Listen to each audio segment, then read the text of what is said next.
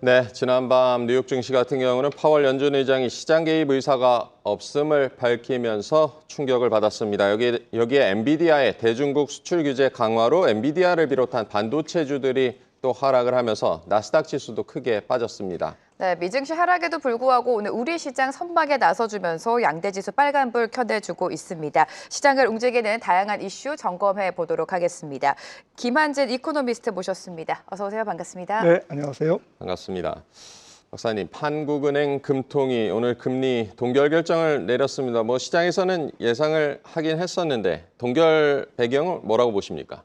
네, 총재님의 멘트도 있었습니다만은 환율 부담, 지금 미중 금리 차가 1.75%포인트, 175bp인데 사실 금리 차가 반드시 원화의 약세로 이어지는 것은 아니지만 네. 워낙 지금 불확실성이 높다 보니까, 관세 불확실성이 높다 보니까 섣불리 금리를 인하하기보다는 환율 시장에 미치는 상황을 조금 더 예의주시한 다음에 차분히 인하해도 괜찮겠다라는 판단이 우선됐던 것 같고요. 그다음에 최근 이제 주택 거래량이 늘면서 가계부채가 일시적으로 좀 증가하고 있다라는 그런 점, 물론 이제 토지 허가제가 이제 다시 묶였습니다만은. 네. 아무래도 이제 가계 대출과 조금 주택 시장에 대한 부담 이런 것도 있을 것 같고요. 또 한 가지는 사실 이제 추경이 지금 이제 계획되고 있는데 네. 5월 달에 만약에 추경이 집행됐을 때 재정 정책과 통화 정책, 금리 인하를 같이 병행해야 더욱더 효과가 극대화되고 될 수 있기 때문에 조금은 템포를 늦춘 게 아닌가라는 그런 측면도 있는 것 같습니다. 네, 금리 인하 가능성도 살짝 제기가 됐습니다만 말씀대로 시장의 예상대로 금리가 동결이 됐습니다. 다음 금리 인하는 언제쯤으로 좀 바라보고 계십니까? 네. 아마도 연준의 금리 인하가 5월 달에 만약에 있다면 우리도 바로 이제 그 다음 금통위에서는 할 가능성이 있는데 네. 지금 앵커님 멘트도 있었습니다만은 지금으로서는 미국이 한 4번 인하 이런 가능성을 내비치고 있습니다만은 파월 의장이 아직까지는 조금 이 불확실성에도 불구하고 조금 금리 인하의 템포를 조금 늦추겠다라는 분명한 멘트를 좀 했거든요. 물론 이제 앞으로도 바뀔 수 있습니다만은 네. 이것은 이제 관세 정책에 따라서 페드가 선제적으로 금리를 인하하기에는 조금 부담스럽다.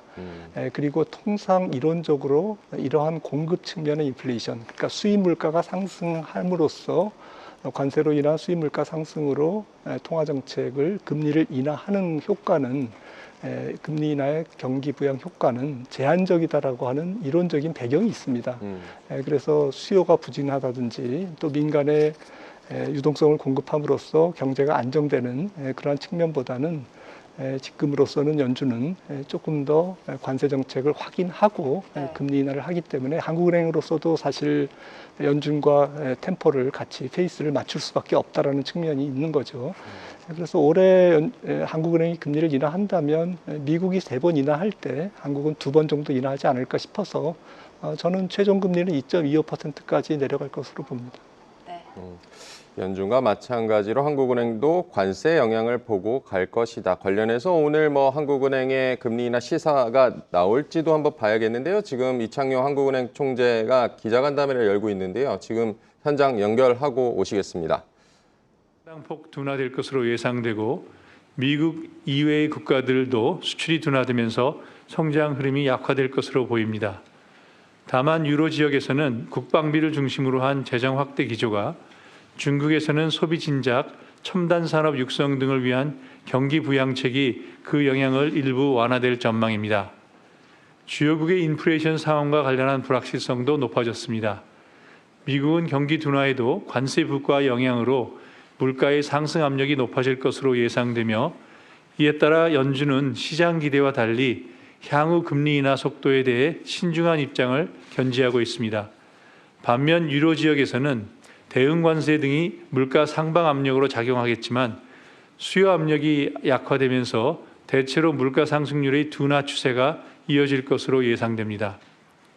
국제금융시장에서는 글로벌 통상 여건 전개와 관련한 불확실성이 높아짐에 따라 주요 가격 변수의 변동성이 크게 확대되었습니다.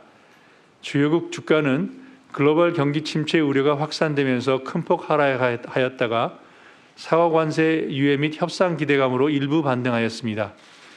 미국 장기 국채 금리는 상당폭 하락하였다가 인플레이션 위험 및 투자 수요 감소 우려로 급등하였으며 미 달러화는 국채 금리 상승에도 큰 폭의 약세를 나타내었습니다. 다음으로 대내 여건을 살펴보면 국내 경기는 내수와 수출 모두 둔화되면서 1, 4분기 성장률이 당초 전망보다 낮아질 것으로 예상됩니다. 정치 불확실성이 예상보다 장기화되면서 경제 심리 회복이 지연되었으며 대형 산불과 일부 건설 현장 공사 중단과 같은 이례적 요인도 가세하면서 내수 부진이 지속되었고 특히 건설 경기가 예상보다 부진했습니다. 수출도 3월 중 다소 늘어났다가 4월 들어 통상 여건 악화로 증가폭이 축소되는 등 전반적인 모멘텀이 약한 모습입니다. 올해 연간 성장률은 1, 4분기 성장 부진을 감안할 때 지난 2월 전망치 1.5%를 하회할 수밖에 없을 것으로 보입니다. 이에 더해 미국의 관세 정책이 2월 전망 당시 예상했던 것보다 상당히 강화된 것도 앞으로 성장률을 낮출 요인으로 작용할 것입니다. 하지만 금년 성장률이 어느 정도 조정될지는 향후 무역 협상의 진행으로 국가별 최종 관세가 어떻게 결정되는지, 추경은 언제 어떤 규모로 편성될지, 정치 불확실성 완화로 경제 심리가 얼마나 빨리 회복될지 등과 관련한 불확실성이 너무 커서 아직 예단하기는 어려운 상황입니다. 구체적인 전망치는 리스크 요인의 정기 상황을 면밀히 점검하면서 5월에 발표하도록 하겠습니다. 국내 물가는 3월 중 소비자 물가와 근원 물가 상승률이 각각 2.1% 및 1.9%를 나타내는 등 안정적인 흐름을 이어가고 있으며 단기 기대 인플레이션은 전월과 같은 수준인 2.7%를 유지하였습니다. 앞으로 물가 상승률은 환율이 상방 압 요인으로 작용하겠지만 유가 하락과 낮은 수요 압력 등으로 2% 내외의 안정된 흐름을 이어갈 것으로 보이며 연간 소비자 물가 및 근원 물가 상승률은 지난 전망치에 대체로 부합할 것으로 예상됩니다. 향후 물가 경로는 국내외 경기 흐름, 환율 및 국제 유가 움직임, 정부의 물가 안정 대책 등에 영향받을 것으로 보입니다. 국내 금융 외환 시장에서는 원달러 환율이 미국의 관세 정책, 미중 간 무역 갈등 심화, 증권 투자 자금 유출입 등에 영향받으며 1,480원대까지 상승하였다가 상호 관세가 유예되면서 1,420원 내외까지 하락하는 등 며칠 사이에 급격한 변동성을 보여주고 있습니다. 주가는 경기 및 기업 실적 둔화 우려로 큰 폭 하락하였다가 일부 반등하면서 장기 국고채 금리도 상당폭 낮아졌습니다. 주택시장에서는 서울 지역의 경우 토지거래 허가구역 해제 및 재지정 과정에서 가격 오름세와 거래량이 크게 확대되었다가 둔화되었으며 여타 수도권 및 지방에서는 가격 하락세와 거래 부진이 이어졌습니다. 금융권 가계대출은 둔화 흐름을 이어가고 있지만 최근 늘어난 주택거래가 시차를 두고 영향을 미치면서 증가세가 일시적으로 확대될 것으로 예상됩니다. 마지막으로 이와 같은 대내외 정책 여건 하에서 기준금리를 동결한 배경에 대해서 말씀드리겠습니다.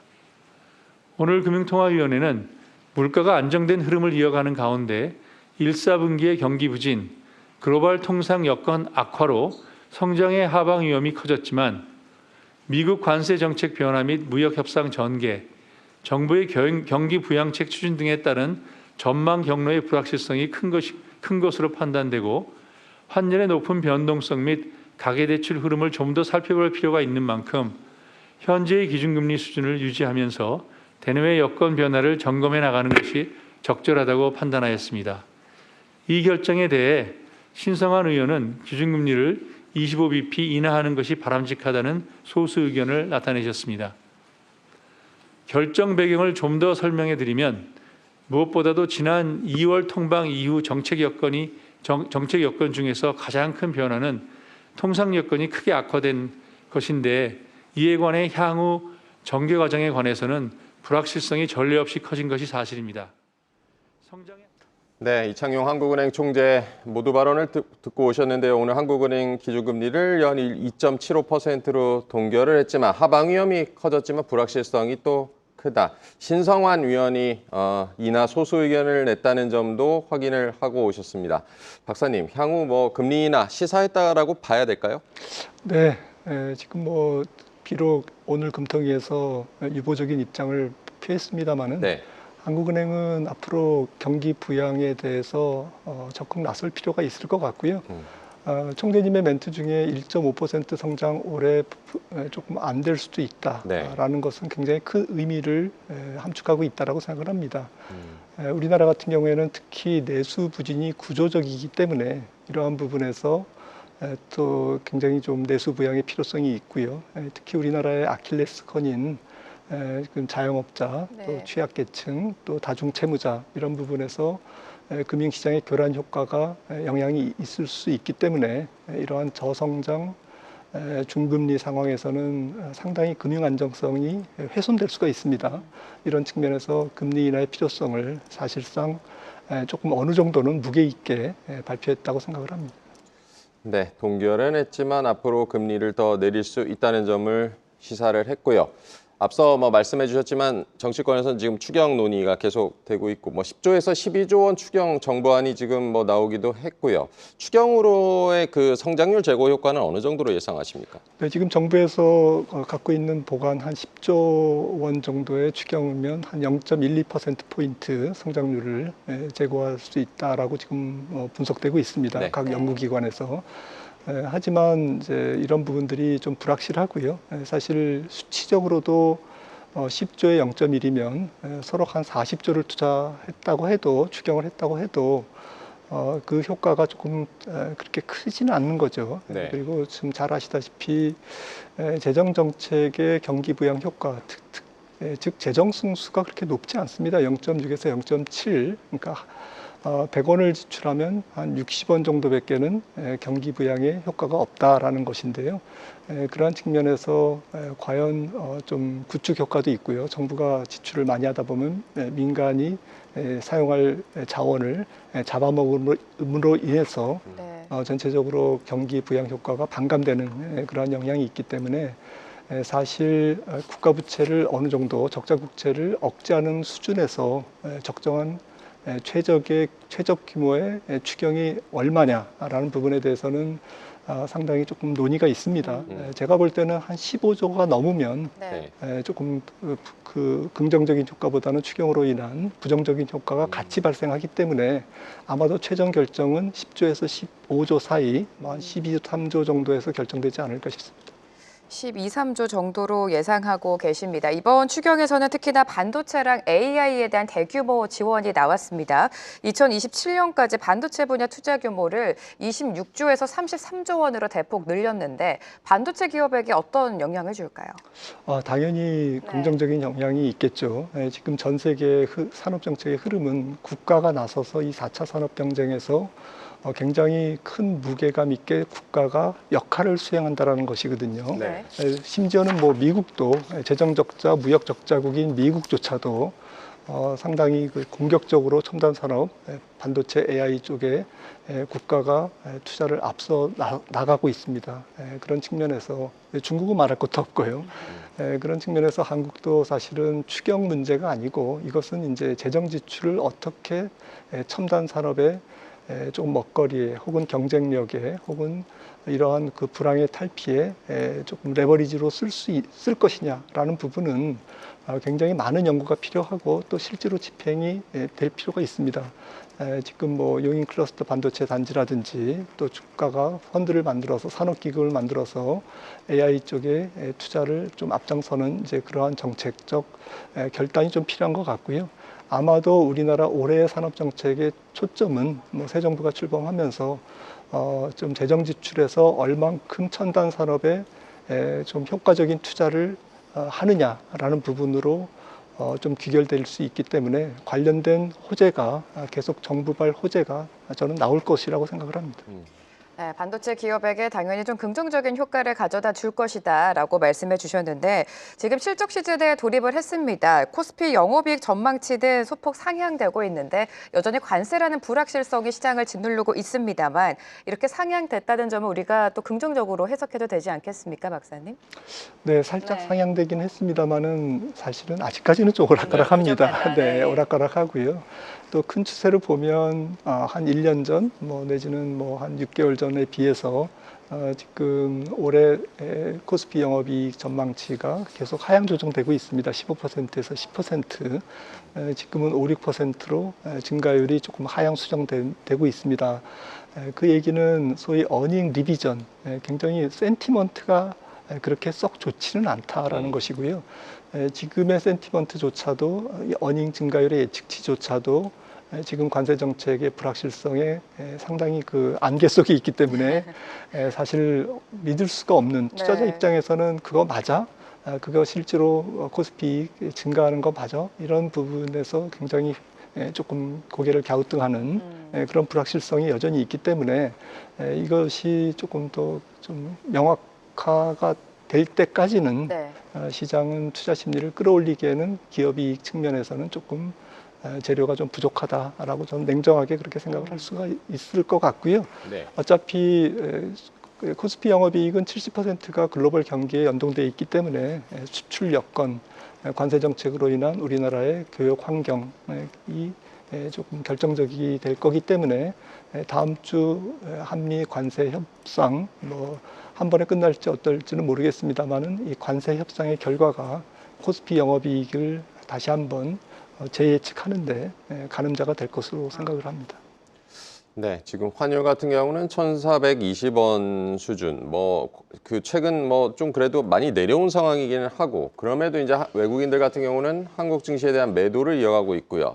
4월 들어서는 코스피에서만 9조 원 넘게 매도를 하고 있다고 하는데 외국인이 이렇게 매도하는 이유는 뭐라고 보십니까? 아무래도 관세 정책의 불확실성이 다른 요인을 좀 잡아먹고 있는 것 같습니다. 네. 다른 요인보다도 지금 워낙 불확실하기 때문에 그런 측면에서 일단 위험 관리 모드에 들어간 것이 아닌가 싶고요.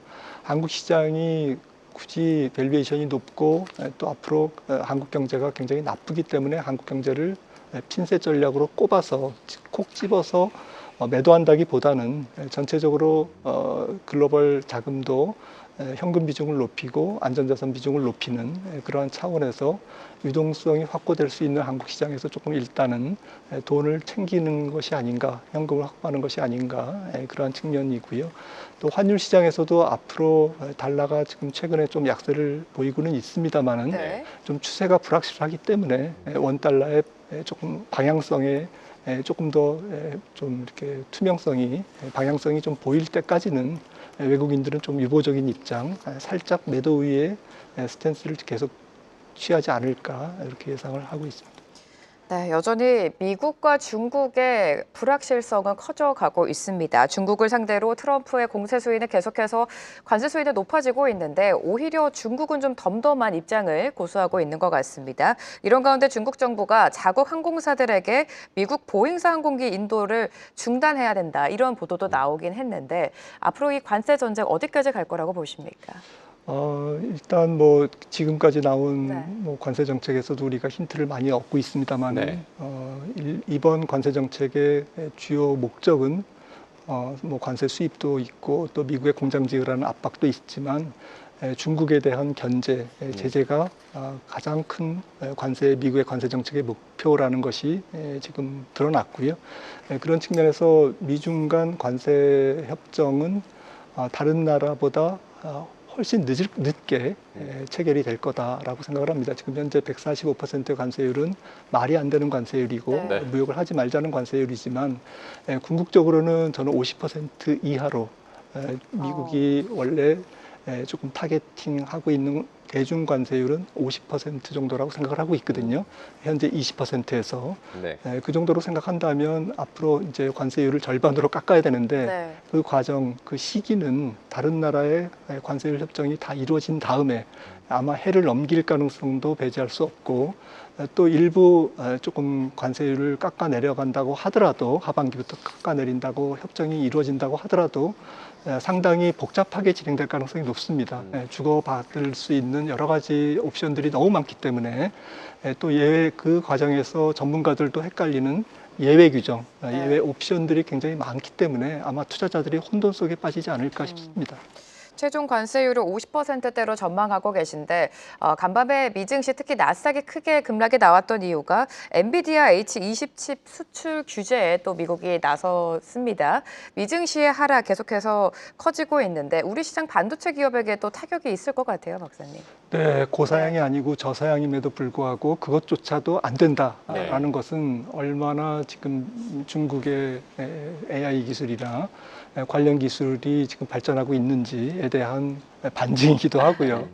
미국이 상당히 조금 전전긍긍하고 있다. 네네. 중국의 기술 추격에 대해서 그런 측면을 우리가 엿볼 수 있는데 아무튼 우리나라 입장에서는 HBM과 같은 엔비디아향 반도체 칩 매출이 타격을 받을 수밖에 없는데 이 부분도 아직 끝난 것이라고 저는 생각을 합니다.